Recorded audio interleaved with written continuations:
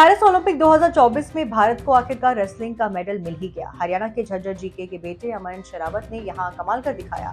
विनेश फोगाट की डिस्क्वालिफिकेशन के बाद सारी नजरें रेसलर अमन शरावत पर थी और उन्होंने भी देश को निराश नहीं किया। अपने डेब्यू ओलंपिक में ही अमन ने पुरुषों में 57 किलोग्राम भार वर्ग में ब्रॉन्ज मेडल अपने नाम कर लिया है। अमन ने प्रोत्रो रिको के रेसलर को ब्रॉन्ज मेडल मैच में एक तरफा अंदाज में 13-5 से शिकस्त देते हुए ये ब्रॉन्ज मेडल जीता और इस तरह पेरिस ओलंपिक में भारत की झोली में छठा मेडल आ गया। कुल मिलाकर इन गेम्स में भारत का 5वां ब्रॉन्ज है। इतना ही नहीं, वो ओलंपिक में इंडिविजुअल इवेंट में मेडल जीतने वाले सबसे युवा भारतीय भी बन गई है।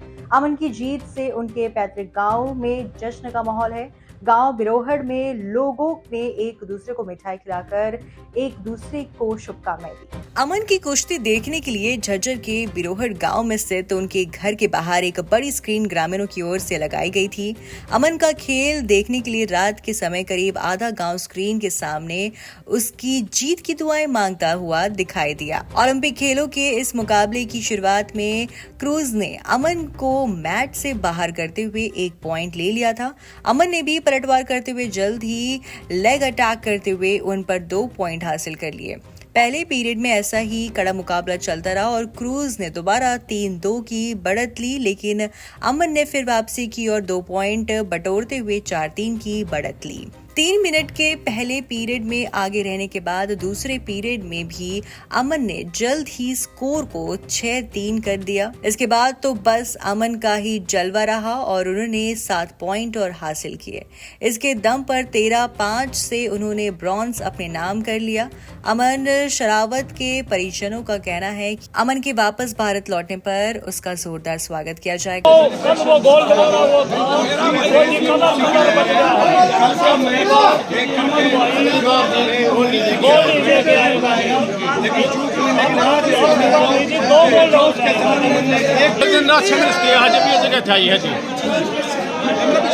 पूरा संघर्ष कर रहा था, इतनी मेहनत करी है, दिन रात लड़का ने 10-12 घंटा रोज की मेहनत करी है, ये मेडल आया है जी। गरीब परिवार से बहुत संघर्ष आते इस जगह पर पूछा है और देश की खातिर मेडल ले आया। भगवान तो यह दवा करा है आगे भी देश की खातिर गोल्ड मेडल लेके आया अगले बार और देश का आगे नाम बढ़ाया। हम आपको बता दें कि रेसलर अमन शरावत की ये सफलता बेहद खास है क्योंकि इस कैटेगरी में भारत ने लगातार 2 ओलंपिक मेडल जीत लिए हैं। इसके पहले टोक्यो ओलंपिक में रवि दहिया ने भी 57 किलो कैटेगरी में हिस्सा लिया था। रवि का भी वो पहला ही ओलंपिक था और उन्होंने सिल्वर मेडल जीता था।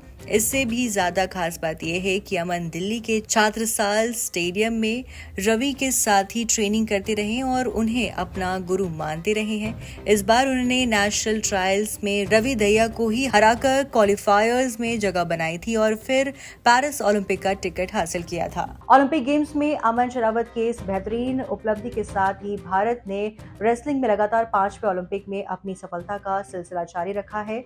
बीजिंग 2008 में सुशील कुमार ने ब्रॉन्ज मेडल के साथ शुरुआत की थी। फिर लंदन 2012 में सुशील ने ही सिल्वर और योगेश्वर दत्त ने ब्रॉन्ज जीता था। इसके बाद रियो 2016 में साक्षी मलिक ओलंपिक पोडियम पर पहुंचने वाली पहली भारतीय महिला पहलवान बनी थी। उन्होंने ब्रॉन्ज जीता था। इसके बाद टोक्यो 2020 में रवि दहिया ने 57 किलो का ही सिल्वर और बजरंग पुनिया ने ब्रॉन्ज जीता था। अब अमन ने इस सिलसिले को बढ़ाया है।